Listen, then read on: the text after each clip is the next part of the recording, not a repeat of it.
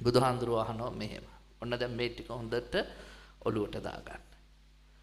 බද්දිය මොකද්ද හිතන්නේ ලෝභය ගැන? ලෝභය හොඳ දෙයක්ද බද්දිය නරක දෙයක්ද? එතකොට කියනවා ලෝභය කියන්නේ නරක දෙයක්. ලෝභය කුසලයක්ද අකුසලයක්ද? අකුසලයක්. ලෝභය කියන්නේ දිගු කාලයක් වඩපුවහම යහපතක් ගේන දෙයක්ද අයහපතක් ගේන දෙයක්ද? අයහපතක් ගේන දෙයක්.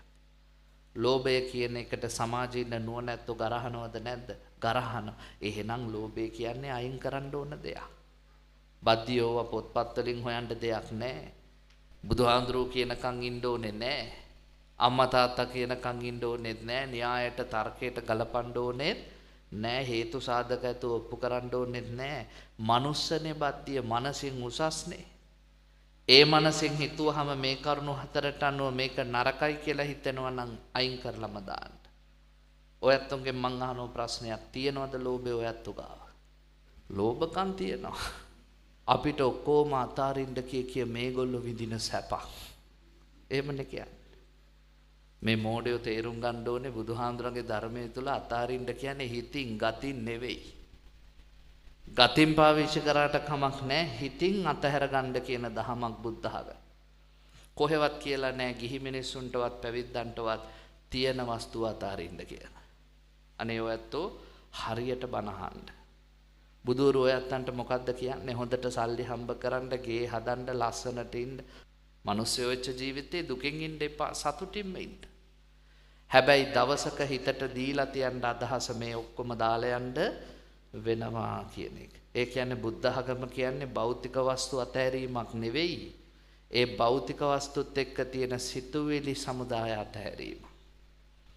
භික්ෂුන් වහන්සේලාට කිව්වෙත් ඔය ටික. අනේපිඩු සිටුතුමා කෝටි 54ක් වියදම් කරලා ලස්සන පන්සලක් හැදුවා. බුදුහාඳුරෝ හිටපු කාමරයට දාපු කාපට් එක විතරක් කහවණු ලක්ෂයක්. වටිනා මැණික් ගල් ගෙනල්ලා දොරවලු අහුවල ජනෙල් පඩිවල උබ්බවල හැම කාමරයකටම නිල් මැණික් ගලක් එල්ලුවා. මොකටද? ඒ කාලේ කරන්ට් එක නැහැනේ. හඳ එළිය වැටුනහම ආලෝකය ගන්න. කෝටි 54ක් කහවණු. බුදුහාඳුරෝ කිව්වද අපි ඔක්කොම අතහැරපුවා යන්නේ අපිට එපා කියලා. නෑ, උන්වහන්සේ අතපැම්මක් කළා බාරගත්තා. භික්ෂුන් වහන්සේලාට කියනවා මහණෙනි සුවසේ වැඩ ඉන්න. භෞතිකව නෙවෙයි අතහැරිය යුත්තේ සිතුවිලි වශයෙන්. ඒම හැමදේම අතහැරියහම භෞතික වශයෙන් නිවන් දකින්න නම් අපිට කලින් නිවන් දකින්න ඕනේ අර ඉන්දියාවේ හෙළුවැල්ලෙන් ඉන්න නිගණ්ඨයෝ. වාසකම්මල දඹදිව ගියාම දැකලා ඇතිනේ. නිගණ්ඨ උන් ඇඟේ තියෙන වස්ත්‍රෙත් අතහැරලා උන් නිවන් දකින්න ඕනේ අපිට කලින්. සියල්ල අතහැරියා කියලා නිවන් හම්බ වෙන්නේ නෑ. සිතුවිලි බැම්මයි කඩන්න ඕනේ. මේව හරියට තේරුම් ගන්න බණ අහනවා කියන්නේ ඒකයි. ලෝභය කියන එක අපි හැමෝම ගාව තියෙනවා. ඕක නැති වෙන්න කාලයක් යනවා. මහාන වුණා කියලා එක දවසින් නැති වෙන්නේ නෑ. බුදුහාඳුරෝ ඒකයි කිව්වේ තෝකතෝකං කනේ කනේ. හැමතිස්සෙම ටික ටික. හැමතිස්සෙම ටික ටික ලෝභකම් නැති කරන්න තමයි ඔයත් දන් දෙන්නේ.